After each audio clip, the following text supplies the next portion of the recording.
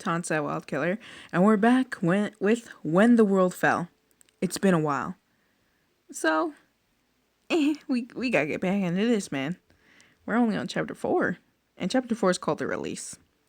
But before we begin, I would like to say this. The voice I use for Canada, I forget it. So it might sound like a little girl. But whatever. We'll deal with it. So, let's begin. Canada wakes up to the lights automatically turning on. He could barely sleep last night from the excitement he was feeling. He walks out of the room to the science lab on the first floor.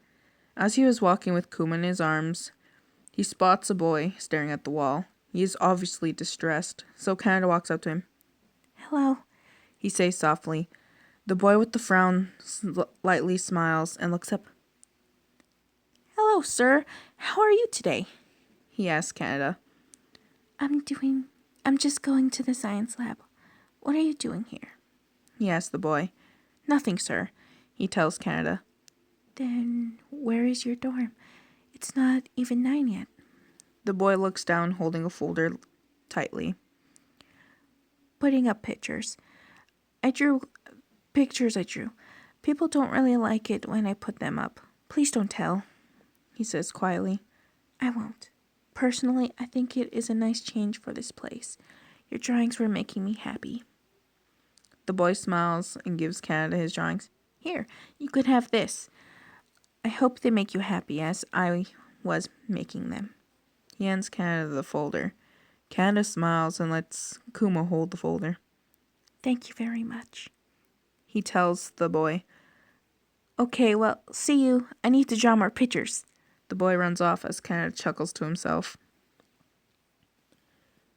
Canada reaches the elevator. Just because he could leave today doesn't mean the top is not dangerous. He needs to be cautious at the same time. Sure, he can't die, but he'd rather not be captured for another 500 years. He finally arrives on the first floor and pushes the door open. "Hello, Mr. Williams. We are just getting your gear ready. Here, change into this." The man hands Canada a thick coat, strong hiking boots, a scarf, a hiking backpack, a gas mask, some gloves, and thick sunglasses. "If the radiation is still too strong, then let us know. Here, take these seeds. The moment you make or find a settlement, plant these. They're crops," he tells Canada. Canada nods his head. "Yes, sir. I'll make sure. Forgive me, but what are they?" he asks the scientist. "Some are sunflower seeds to soak up the radiation in the soil. The others are edible plants, vegetables, and wheat. Just make sure you plant the sunflowers first. I don't want to risk radiation poisoning of the people you stay with." The scientist holds out his hand. "Stay safe, Mr. Williams." Canada shakes his hand. "Yes, sir." Canada walks to the back room to change. The coat was more like a parka, and there was fur on the hood. It also looked fairly worn. Canada put on the coat and was already warm.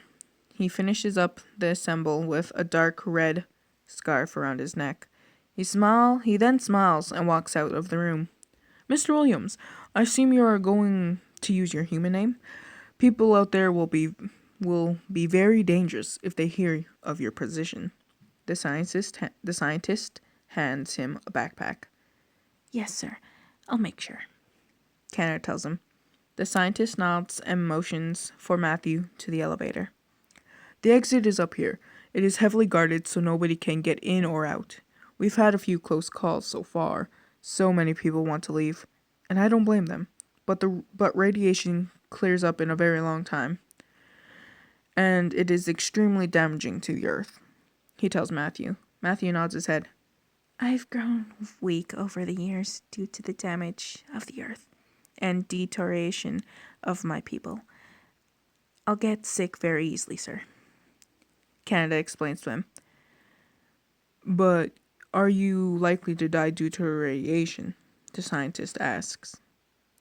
"Likely not, but I'm just letting you know I'm weak, so take care of these people or I'll be deceased," Canada tells the scientist.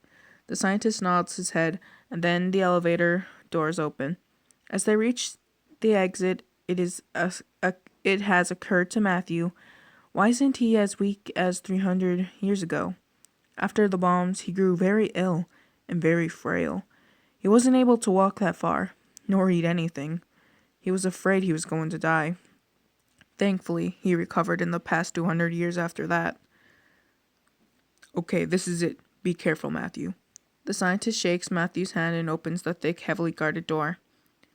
And good luck. The scientist then closed the door, and the bolts locked tightly. The air hurts, and the radiated smog is too thick to see through. Matthew puts on his oxygen mask and proceeds forward. Where? He does not know. Only time will tell. The question is he ready to see what lies beyond this desolate fog? Can he handle what has happened to this peaceful land? He is not sure, and some part of him wants to go back to that deep bunker. But he already signed the contract. It's too late to go back now. He finally reaches the end of the fog, and through the tinted lenses of the gas mask, he can see the destruction of his beautiful land. The city is nothing but soot and darkness. No sign of life anywhere. For 500 years he expected the humans to have rebuilt a little bit already. But then he remembers how strong an atomic bomb is, and how drastic it can change this place he once loved. It's all gone, isn't it? All the things he loved, gone. How much he cherished this place, gone. His efforts on trying to make this land peaceful and beautiful, gone. His pride, all gone. Every single thing is gone. He falls to his knees and just stares into the dark abyss once known as Canada.